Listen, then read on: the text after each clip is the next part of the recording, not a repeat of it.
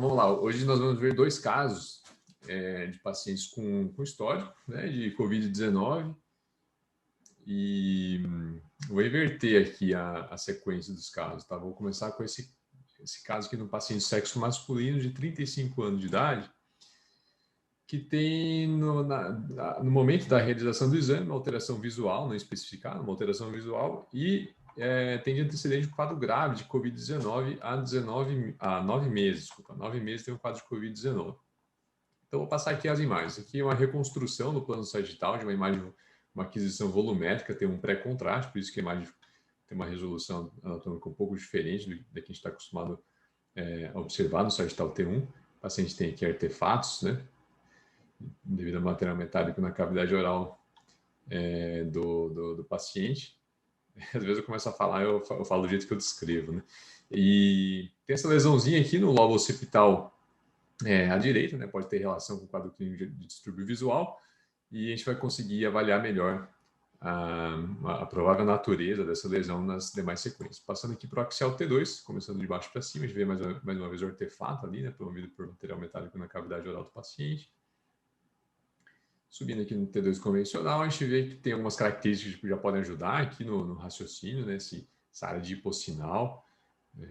Aqui a gente vê também uma área de hipossinal tingindo aqui praticamente, né? O córtex na região do polo occipital.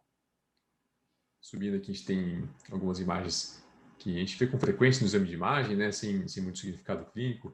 Imagem sugestiva de espaços perivasculares proeminentes. A gente vê essas múltiplas áreas de aspecto cístico, intensidade sinal semelhante ao líquor, na maioria das sequências realizadas, né? Aqui a gente tem espaços perivasculares proeminentes na região da substância perfurada anterior. No corte logo acima aqui do segmento M1 das artérias cerebrais médias, no corte logo acima você vê esses espaços perivasculares na região da substância perfurada anterior. É muito comum ter também na região da substância negra. Aqui nesse caso a gente talvez tenha um espaço perivascular proeminente aqui no tálamo direito. Região insular, também, subinsular é muito comum, né? E alguns outros esparsos aqui na substância branca supratentorial. Axial T2, axial flare, T2 flare. Né? Lembrando que o flare a gente pode fazer imagem T1, aqui a gente tem uma imagem ponderada em T2. Mais uma vez tem aquela lesão com um hipossinal mais periférico, tem hipersinal. Aqui a gente consegue observar, tá? Para observar no T2 convencional também, a gente vê que tem um certo efeito atrófico, né? A gente vê o átrio ventricular direito mais proeminente aqui à direita, né? Então sempre a gente tem um efeito atrófico, a alteração atrófica, ela tem um efeito retrátil, ela puxa estruturas adjacentes, então as estruturas adjacentes vão se deslocar em direção à alteração que a gente está observando no parênquima, né? Sempre que estiver falando de lesões atróficas, a gente vai ter um alargamento do sistema ventricular adjacente, a gente pode ter um alargamento de sulcos corticais adjacentes, que não está tão óbvio aqui. Às vezes pode ter até um desvio de estruturas da linha média, né? Então sempre que as estruturas adjacentes se deslocam em direção à lesão, aqui no caso da lesão no lobo occipital, a gente está falando de uma alteração mais provavelmente crônica, com efeito atrófico, efeito retrátil, né? Tem uns foquinhos de hipersinal na substância branca, inespecíficos, ficaram mais evidentes aqui no flare T2. Passar agora para a imagem B1000, imagem ponderada em difusão.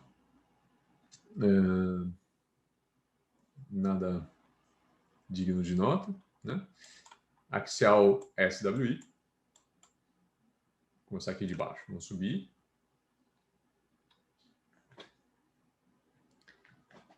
Que ajuda mais, né, a ser mais, dar uma segurança maior sobre a composição, a natureza, de que tipo de lesão que a gente está lidando aqui. E aparece alguns achados adicionais, né? Tem esse foquinho aqui, os foquinhos aqui também, aqui. Foquinhos, áreas de hipossinal, né? SWI, T2 gradiente eco convencional, o que a gente vai procurar são áreas de hipossinal. Isso aí que vai ajudar no nosso raciocínio radiológico. Aqui um coronal estírio das órbitas, né? Porque paciente com alteração visual, bastante artefato de movimento, né? Você vê que eles repetiram aqui, ó, o coronal estírio continua com artefato de movimento, mas um pouquinho mais posteriormente aqui a gente vê que tem intensidade de sinal normal, né? Dos nervos ópticos. O nervo óptico é essa área mais escurinha, central. Baía meningia, né? Espaço subaracnoide ao redor dos nervos ópticos da área de hipersinal. E a intensidade de sinal do nervo óptico sempre comparar com a substância branca. É esse o parâmetro que a gente tem que ter. Não pode comparar só um lado com o outro, porque às vezes tendo uma alteração de sinal bilateral, né, dos nervos ópticos, aí não vale. Não vai te ajudar muito comparar um lado com o outro, você vai ter que comparar sempre com a substância branca. Aí quando tem uma neurite, por exemplo, uma alteração de hipersinal, vai ficar mais parecido o nervo óptico com a substância cinzenta. Então, quando ficar mais próximo do córtex, aí você pode falar que tem um hipersinal. E tem um pós-contraste. Eu vou direto, tem a imagem de aquisição volumétrica aqui, mas eu vou direto para a reconstrução do plano axial. Tem uma supressão do sinal da gordura, né, e pós-contraste. Tá? Então, vamos lá. O que vocês acharam desse caso aqui? O que vocês acham que aconteceu com esse caso? Então, vamos começar falando qual sequência vocês querem que eu abra aqui para a gente fazer o nosso raciocínio, a nossa discussão. Tem um sem contraste. Então, vamos lá. Tem um sem contraste. O que você acha que tem de importante aqui para o nosso raciocínio? O que chamou a atenção aqui no T1 sem contraste? A área marcadamente hipointensa. A área marcadamente hipointensa, tudo bem, tem essa área de hipossinal aqui no lobo occipital direito, a gente viu que tem outras áreas menores, não tão evidentes que no T1, só que lesão com hipossinal em T1 não vai ajudar muito a gente, nosso raciocínio radiológico, né? Porque lesão com hipossinal em T1, a maioria das doenças tem hipossinal em T1, né? São poucos casos. O T1 vai ajudar mais o nosso raciocínio radiológico quando tiver hipersinal. Ele começa a restringir mais a lista de coisas que causam hipersinal, né? Então, eu acho que não vai ajudar muito. E aí, pessoal, qual sequência? Quem dá mais aí? Qual sequência vocês querem aqui para a gente raciocinar? O T1 sem contraste, porque se tivesse hipersinal, a gente pensaria no sangramento mais recente daí, né? Numa fase subaguda. Porque se tiver... Vamos lá, então vamos aproveitar o gancho aqui. Tá. Se, não é o que a gente está vendo aqui. Se a gente tivesse hipersinal T1, a gente teria metahemoglobina, que está presente aí entre 3 e 30 dias, mais ou menos. Lembrando que o comportamento da intensidade de sinal não é uma coisa matemática, né? A hemoglobina não bate ponto ali, opa, agora fiquei, né, com outro sinal. Então, mas se tiver hipersinal em T1, isso fala mais a favor do sangramento mais recente. Então, fala mais a favor do sangramento. Lembrar que calcificação, né, dependendo do estado de hidratação da calcificação, ela pode ter hipersinal também. Então, só que assim, não parece ser uma lesão calcificada aqui, né? Seria mais uma lesão hemorrágica mesmo. Tá? Uma lesão hemorrágica, mais crônica, né? Mais crônica porque eu não estou vendo hipersinal na metahemoglobina. Não estou vendo hipersinal aqui nessa lesão. E também porque eu tenho efeito atrófico, né? Se eu comparo o átrio ventricular direito com o átrio ventricular esquerdo, eu vejo que tem um efeito atrófico acometendo. Alguma coisa está. Ou tem uma variação anatômica, né? Que os ventrículos laterais podem ser assimétricos, mas aqui mais superiormente, ou nos cornos anteriores, estão relativamente simétricos, né? Aqui mais posteriormente, ó, aqui começa a chamar mais atenção essa assimetria, né? Aqui parece que tem uma coisa repuxando esse aspecto mais posterior do ventrículo lateral direito, principalmente na região do átrio ventricular, que é essa região triangular aqui.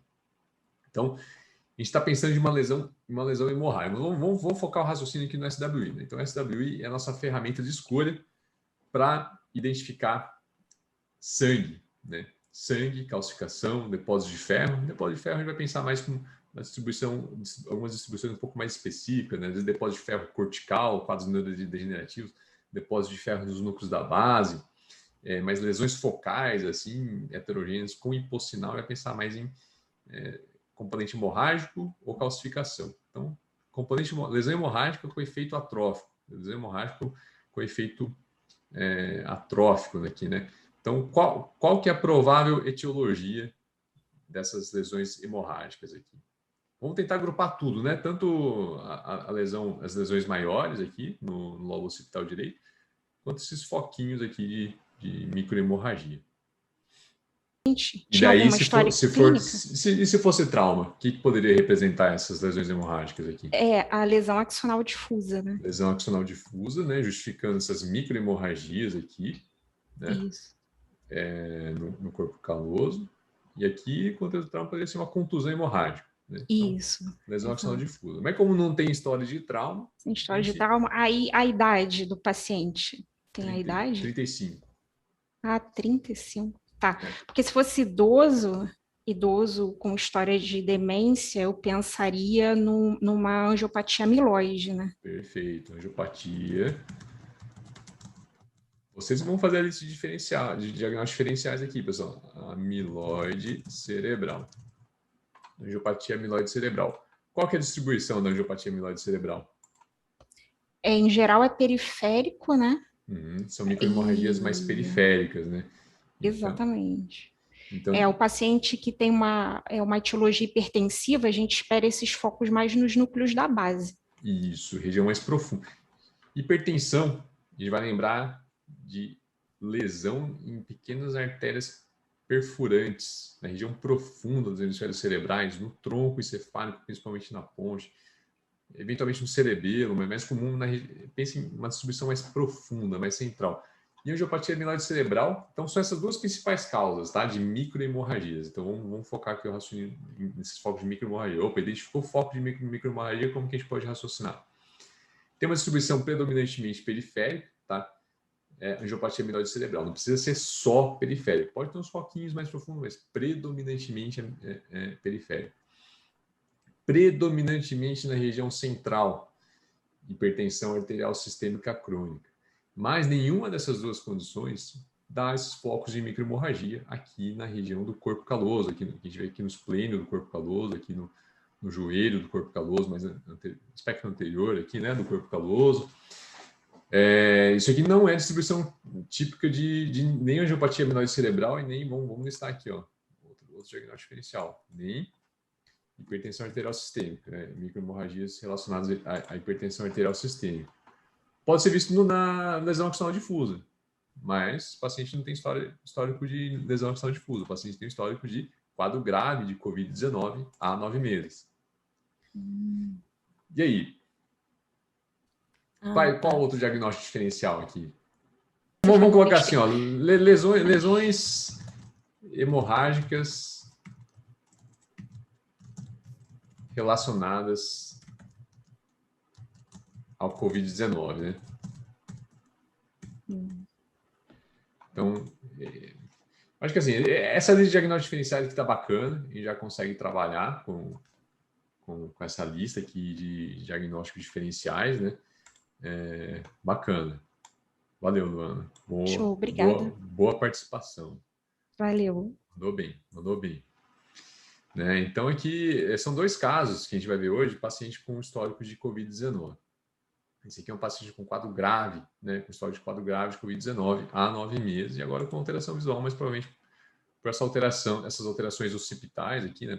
Nervo óptico, quiasma, como a gente viu, tem calibre e intensidade de sinal normais, né? Então, assim, quando a gente fala de envolvimento do sistema nervoso central por Covid-19, a gente pode ter envolvimento direto, tá? Deixa eu apagar aqui. Então, vamos falar de formas de envolvimento do sistema nervoso central por Covid-19. A gente pode ter um envolvimento direto, né? Uma vez que tem casos relatados, né, de detecção com PCR positivo na avaliação do líquor, mas é muito raro, né? Na maioria dos casos dos estudos retrospectivos, multicêntricos que têm sido feitos, né, avaliando, né, envolvimento do sistema nervoso central por Covid-19, a grande maioria não tem resultado positivo, se é que tem à disposição esse tipo de informação, né? Então, muitas vezes, a gente pode ter um quadro para-infeccioso. Então, parece que muitas vezes a manifestação no sistema nervoso central do paciente com Covid-19 não é por uma ação direta do vírus, mas frequentemente devido a uma reação, né, do organismo afetando o sistema nervoso central. Tá? Então, não é um envolvimento direto, mas um envolvimento associado ao quadro infeccioso, né, Covid-19. E um terceiro mecanismo, e talvez o mais comum e mais frequente, é o comprometimento vascular. Né? Isso aqui, de longe, é muito comum, assim, né, dentro do contexto de Covid-19, pacientes jovens, né, com grandes áreas de AVC isquêmico pegando, às vezes, segmento M1 cerebral médio, grandes territórios arteriais, paciente com tromboses extensas, né, venosas, seios venosos durais intracranianos. Então, comprometimento vascular, esse aqui é o tipo de manifestação mais comum que a gente tem no sistema nervoso central por Covid-19. E também a gente pode ter alterações decorrentes.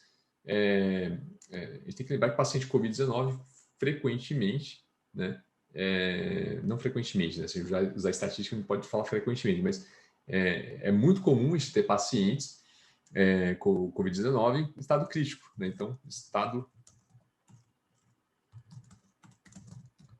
o próprio estado crítico do paciente, o paciente que fica na UTI, fica muito tempo entubado, fica com deficiência de oxigenação, ele pode ter manifestações no sistema nervoso central relacionadas ao estado crítico dele e também associadas ao tratamento, né? Então, o paciente com tratamento que precisa, faz, por exemplo, uso de anticoagulação, né? Ele vai ter um risco maior de sangramento.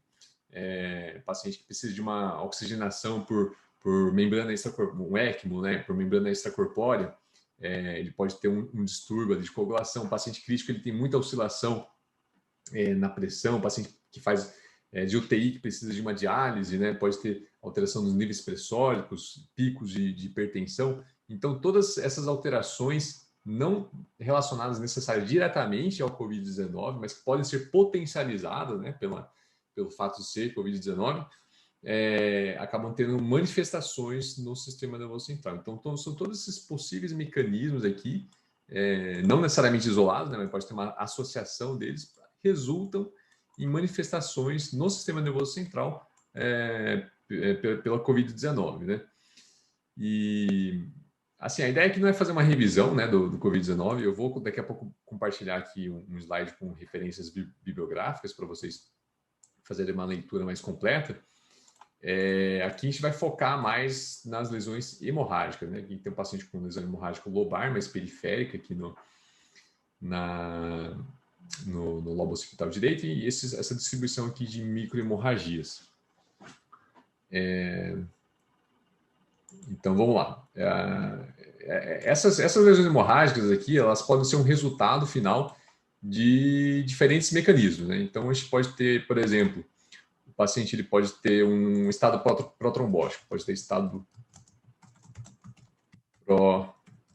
protrombótico. O paciente pode ter também uma tempestade de citocinas, né? Você pode ter um estado protrombótico relacionado ou não à tempestade de citocinas, tá? Tem muitos pacientes jovens que não têm um nítido quadro inflamatório, né? E mesmo assim tem quadros de trombose venosa, quadro de AVC isquêmico. Então, a infecção viral por si só pode ser um fator de risco para dano endotelial e indução de um estado protrombótico. E também o paciente pode ter uma tempestade de citocinas, né? Então, o quadro inflamatório, a resposta inflamatória caracterizada pela tempestade de citocinas pode induzir também a um estado protrombótico. E também a gente pode ter, mais uma vez aqui, né, complicações relacionadas ao tratamento e estado crítico. Então, mais uma vez, o paciente, ele, por exemplo, pode estar fazendo uma anticoagulação, ele pode ser um paciente que está precisando de diálise, ECMO, são todas condições que podem aumentar o risco de um sangramento cerebral. E a gente tem que lembrar também do paciente em estado crítico. Isso aqui, por si só, é um fator de risco, tá, para esse padrão de microhemorragia que a gente está vendo aqui nesse paciente, hemorragias maiores. A gente tem casos, né, de pacientes em estado crítico dentro do treinamento, não é só esse caso aqui. Então, não se sabe muito bem se esse padrão de microhemorragias, hemorragias mais periféricas do paciente com Covid-19 está relacionado ao Covid-19, ou por acaso o paciente com Covid-19 no estado crítico que desenvolveu esse padrão hemorrágico, ou uma associação dos dois, né? O paciente com estado crítico, um aumento da predisposição para esse tipo de padrão de sangramento intracraniano, e com a associação, né, do quadro sistêmico inerente aqui ao paciente com Covid-19. Então, como que é o padrão radiológico hemorrágico que a gente pode ver no paciente COVID-19? Geralmente, hemorragias periféricas, tá? Então, hemorragias maiores vão ser principalmente lobares, hemorragias mais periféricas. Inclusive, um aluno aí, colega, ele compartilhou um caso de um paciente com hemorragia acometendo praticamente todos os dois hemisférios cerebrais difusamente, a maioria das hemorragias mais periféricas. Pode ter hemorragia subaracnoide. E as microhemorragias, quando presentes, vão ser mais periféricas também e no corpo caloso.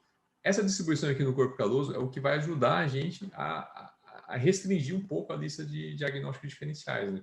A gente não tem tantas doenças assim que tem esse padrão com acometimento do corpo caloso. Né? Pensando nas mais comuns, a mais comum talvez seja a lesão axonal difusa. Né? Mas paciente sem histórico de trauma, você não vai pensar em lesão axonal difusa. E, mais uma vez, reforçando aqui, hipertensão arterial sistêmica não causa esse padrão de microhemorragia. Paciente com angiopatia amiloide cerebral não tem esse padrão de microhemorragia. Paciente crítico, dependendo do lugar onde você trabalha, paciente exposto a grandes altitudes, né? Praticantes de montanismo, por exemplo, que são encontrados acordados e tal. E embolia gordurosa. Pacientes com embolia gordurosa podem ter também esse padrão de microhemorragia envolvendo o corpo caloso. Então, é um padrão de microhemorrágico que permite você restringir um pouco a lista de diagnósticos diferenciais. Por que sangra o paciente crítico? Né? Não se sabe muito bem, na verdade, mas o mecanismo mais aceito é que são pacientes geralmente com quadro de hipoxemia e disfunção endotelial. Então, essa disfunção endotelial da parede vascular favorece um extravasamento, né? Um extravasamento sanguíneo. E essa disfunção endotelial também pode aumentar a chance do paciente ter uma coagulação intravascular disseminada, que por sua vez vai potencializar, vai virar uma bola de neve, né? Potencializar a chance de um sangramento intracraniano. Né? Então, alguns estudos avaliando especificamente esse padrão aqui em paciente COVID-19, observaram que a maioria dos pacientes, né, são pacientes que realmente, assim, críticos, né, pacientes graves necessitando de intubação. Né? E não vê o paciente que tem, sei lá, um quadro de cefaleia e de repente tem um monte de microhemorragias. Né? Geralmente são pacientes que que têm esse contexto clínico mais restrito, mais específico. Compartilhar aqui uma outra tela.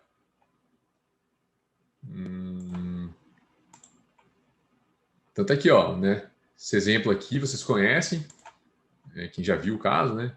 É um paciente, ó, padrão microhemorragias no corpo caloso, aqui é um T2 gradiente eco convencional, foco de microhemorragias no corpo caloso, ó, esse padrão aqui, mesmo paciente com LAD, né? Paciente com LAD, quando tem microhemorragias, ele vai ter uns foquinhos, não vai ter um padrão tão difuso. Então, aí você acaba restringindo aqui a lista de diagnósticos diferenciais.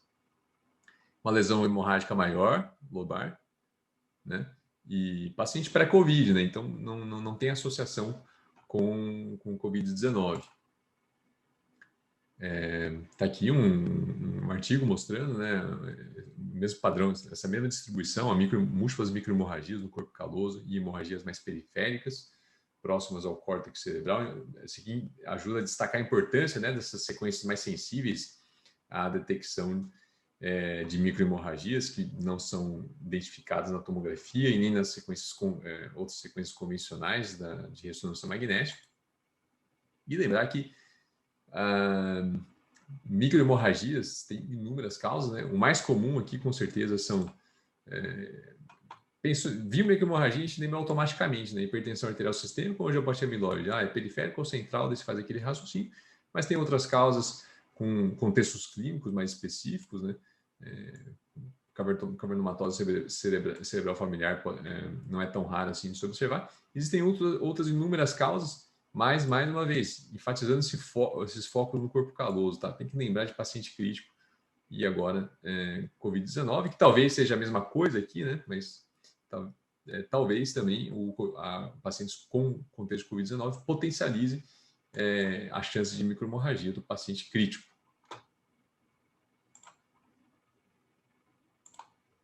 Consigo garantir que esse paciente aqui teve esse padrão radiológico para o Covid-19? Não consigo garantir, né? Pode ser pelo estado crítico, paciente grave, né? Quadro grave de Covid-19. E fica o diagnóstico presumido aqui, né? Possivelmente relacionado a um quadro crítico prévio do paciente. Quadro com paciente com hipoxemia, disfunção endotelial, levando-se esses quadros de microhemorragia, eventualmente tendo quadros de hemorragias maiores. Aqui no caso, hemorragia lobar acometendo o lobo occipital direito. Olha, só não tinha eles comentaram aqui. Desculpa, viu, Rebeca? Entre o diagnóstico diferencial e hemorragia do paciente crítico. Perfeito, é isso aí. Então, a Rebeca aqui, né, para não ser injusto aqui com ela, ela mandou a hipótese diagnóstica antes dos comentários. Então, vamos aqui para o outro paciente. Ó. Esse aqui é um paciente jovem, também 39 anos de idade, sexo masculino, também Covid-19. Quadro mais brando aí, né? Paciente com cefaleia após Covid-19. Eu não sei a experiência aí de vocês, mas isso aqui está, ao mesmo tempo que o movimento diminuiu, né, de atendimento, a gente aumentou muito a proporção de pacientes com cefaleia após Covid-19. Então, começando aqui pelo sagital T1.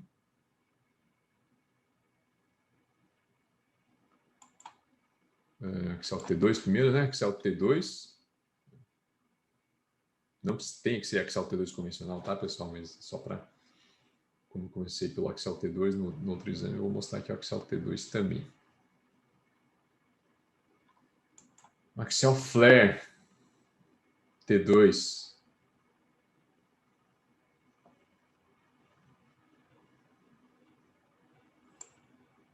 Aí eu vou dar uma ajudazinha aí para o pessoal que não viu o exame. Eu vou dar uma forçada na janela aqui para ver se destaca alguma coisa aí para o pessoal.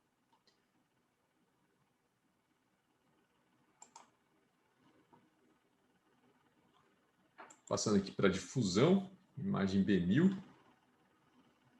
Lembrar de tomar cuidado aqui, né? Regiões próximas a mastoides, cavidades paranasais, bastante artefato aqui na imagem B1000. T2 gradiente eco, que foi feito na parede de um Tesla, não foi feito SWI, não. E aqui coronal T2.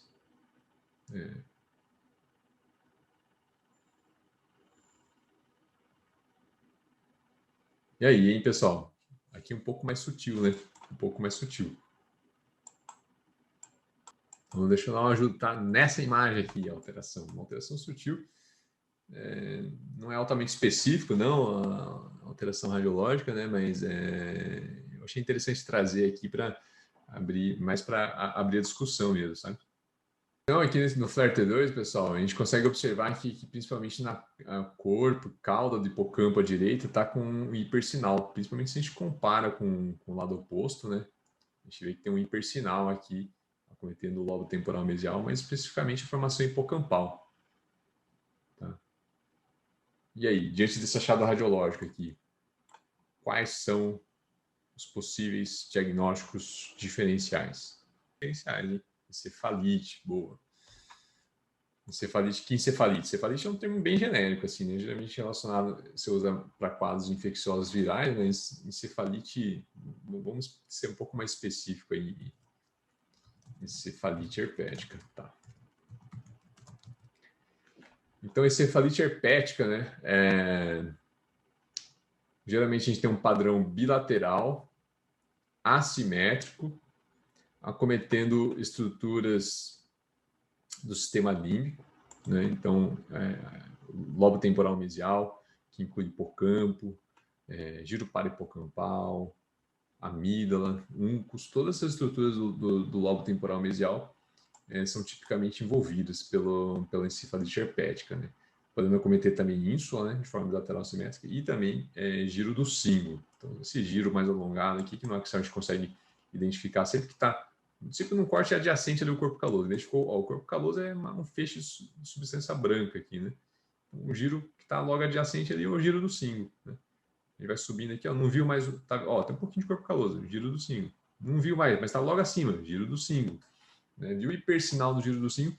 E lembrar de tomar cuidado também, né? Que no FLAIR T2, a intensidade de sinal da ínsula e do sistema límbico, do córtex, das regiões corticais envolvidas com o sistema límbico, eles podem ter um sinal um pouquinho mais elevado, né? Então, se comparar com estruturas desse sistema, né? Então, o hipocampo, por exemplo, compara a formação hipocampal, amígdala, para avaliar se está com hipersinal, comparar com a ínsula também, ou com o hipocampo contralateral, né? Como eu fiz aqui nesse caso. Então, viu o padrão de hipersinal, principalmente se tiver um contexto clínico, né, de paciente com encefalopatia, quadro de confusão mental, vale a pena tratar aí empírico mesmo e depois pensar em confirmar e investigar outros diagnósticos diferenciais, né? O paciente, quanto mais precocemente começar o tratamento, você aumenta a chance de... E mesmo assim, né, o paciente, muitas vezes, uma proporção grande desses pacientes com encefalite herpética acabam tendo um prognóstico meio ruim. Encefalite herpética, o que mais? Amnésia global transitória. Tá, a amnésia global transitória tem envolvimento da formação hipocampal também, né? Do hipocampo, corno de Amon. Mas a gente não vai ter um hipersinal, assim, em flare difuso. A gente vai ter... O padrão radiológico típico vai ser focos de hipersinal na imagem ponderada em difusão, tá? Então, tá aqui o hipocampo, ó. Vou colocar lado a lado aqui para...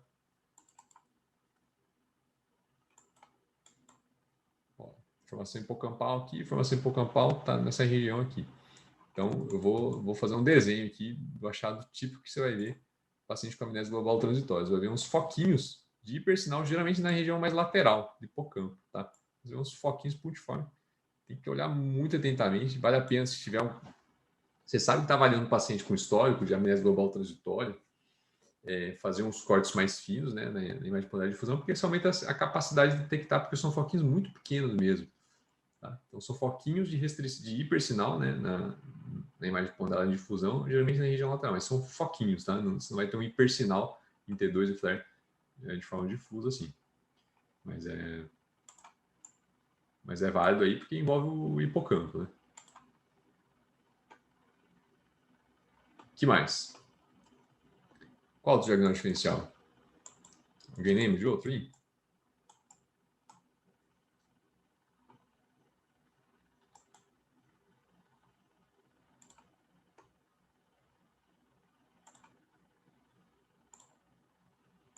A doença pode fazer um padrão radiológico idêntico, né? Você pega um paciente com encefalite herpética, você pega um paciente com uma encefalite autoimune, né? Pode ser muito parecido, né? Às vezes até o quadro clínico pode ser bem parecido também. Inclusive, Oi, parece que... Fábio. Oi. Pode falar. Oi, a Ana está falando.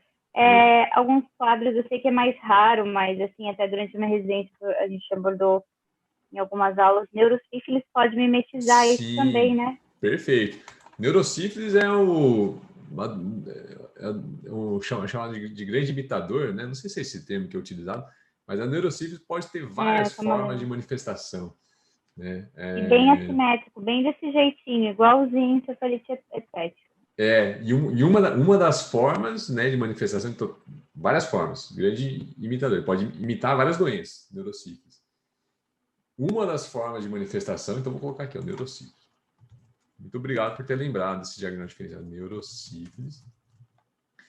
Esse padrão de hipersinal pode ser bilateral também, né? O hipersinal acometendo os lobos temporais mesiais.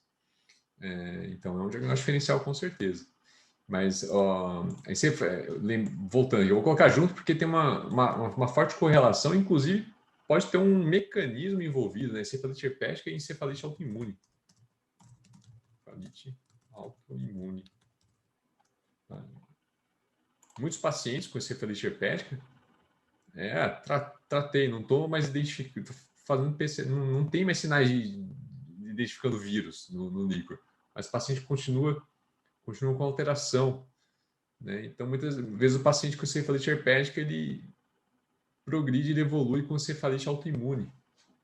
Né? Então, parece que existiu uma sobreposição aí de mecanismo da encefalite herpética com a encefalite autoimune. E pode ter paciente com encefalite autoimune sem histórico também de encefalite herpética. Né? E quando a gente fala de encefalite autoimune, a gente fala um grande universo à parte aí, né, de receptores, diferentes receptores, possíveis receptores envolvidos, que podem ter diferentes formas, né, de manifestação radiológica, mas uma das formas de manifestação radiológica é um padrão idêntico, né, a encefalite herpética pode ter um padrão assim mais acometendo aqui o lobo temporal mesial. Tem a neurosífilis, que a Ana comentou, muito bom. Que mais? Se tivesse quadro de convulsão, né, poderia ser um edema pós-convulsão. Pós-convulsão. Geralmente paciente com estado de mal, mas pode ter, tem relatos de paciente com um quadro, um episódio só de crise convulsiva, tem um edema ali. Pode ter um tempo de reversão bem variável, né? Às vezes demora mais, às vezes é mais rápida a reversão. Pode ser uma alteração mais persistente. E às vezes você repete, faz controle, não reverte. E daí você tem que entrar aí num outro diagnóstico diferencial, que é uma infiltração neoplásmica, né? Um glioma, por exemplo, ele pode causar hipersinal também. Geralmente vai pensar em glioma quando tiver um leve efeito expansivo ali, né? Um leve efeito tumefativo envolvendo o lobo temporal mesial, a gente vai pensar nesse diagnóstico diferencial de glioma. Glioma, geralmente, envolvendo o lobo temporal mesial, vai ser um padrão mais infiltrativo, sabe? A gente não vai, pelo menos assim, a gente não vai pensar como vai considerar essa possibilidade, esse diagnóstico diferencial logo de cara, quando tiver um padrão mais infiltrativo envolvendo outras estruturas do lobo temporal também. Mas mais raramente tem relatos de casos descritos com confirmação por biópsia de envolvimento só da formação hipocampal, um envolvimento bem bonitinho, assim, só formação hipocampal, inclusive acometimento bilateral, né? Paciente com glioma bilateral de lobo temporal mesial. Opa, fala, Janaína. E esclerose mesial temporal pode ser também um diagnóstico diferencial. Esclerose mesial temporal, esclerose hipocampal, né? Que no quadro mais inicial você pode ter um hipersinal, né? E no avançar ali do quadro, na evolução do paciente, ele vai começando a ter uma perda volumétrica, alteração na estrutura interna. Então, o diagnóstico diferencial é importante também. Então, encefalite herpética. Outras encefalites virais também, né? Tem quadros descritos aí de encefalites por Epstein-Barr, varicela zoster, um quadro radiológico bem parecido, mas vou deixar aqui só a encefalite herpética, porque é o primeiro que tem que, né, vale a pena se tratar logo de cara, diante de um contexto clínico radiológico adequado. E Covid? Pode ser Covid?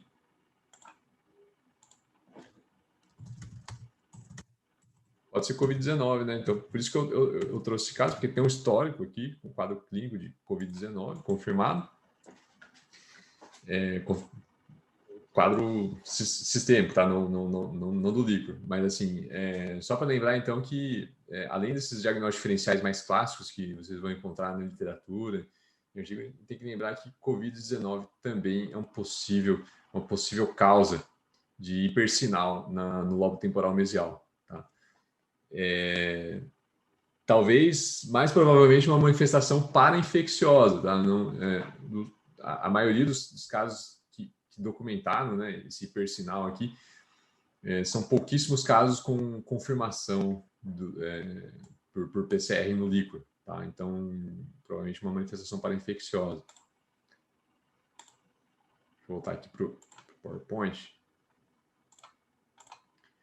Então, esses 3 artigos aqui, eu acho que vale a pena dar uma revisada para vocês estarem atentos, tá? Hoje em dia, a gente vive um contexto em que, assim, tem que pensar, lembrar desse diagnóstico diferencial, né? Então, esses foram 2 exemplos que eu dei, mais recentes, mas existem várias formas de manifestação, né, da Covid-19 no sistema nervoso central. Então, esses 2 primeiros artigos, esse aqui da AJR e esse aqui da JNR, tem um apanhado mais geral, né, que incluindo manifestações de AVC isquêmico e trombose venosa.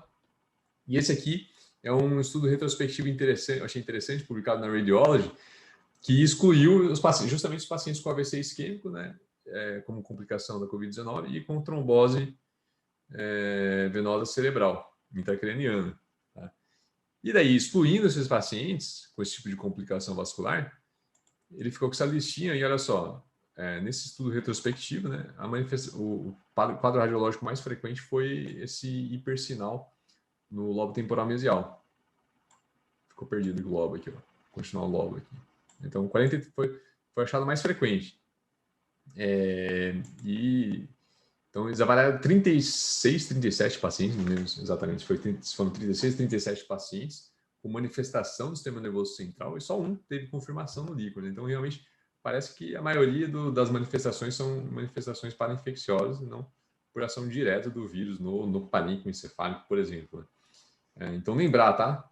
Como possível, pacientes com Covid-19 podem ter esse hipersinal. Então, um momento que nós estamos vivendo aí é importante lembrar dessa possibilidade. Eventualmente, até se o paciente não tem um histórico de Covid-19 relatado ali para quem é da radiologia, né? Entrar em contato com ela, o paciente tem história de Covid-19, né? Então, pode ser um possível diagnóstico diferencial também. Tá bom? Então, tá aqui um exemplo do artigo, né? Ó, um leve hipersinal aqui. Sim, esse caso, esse estudo aqui, só com pacientes mais graves, tá? Pacientes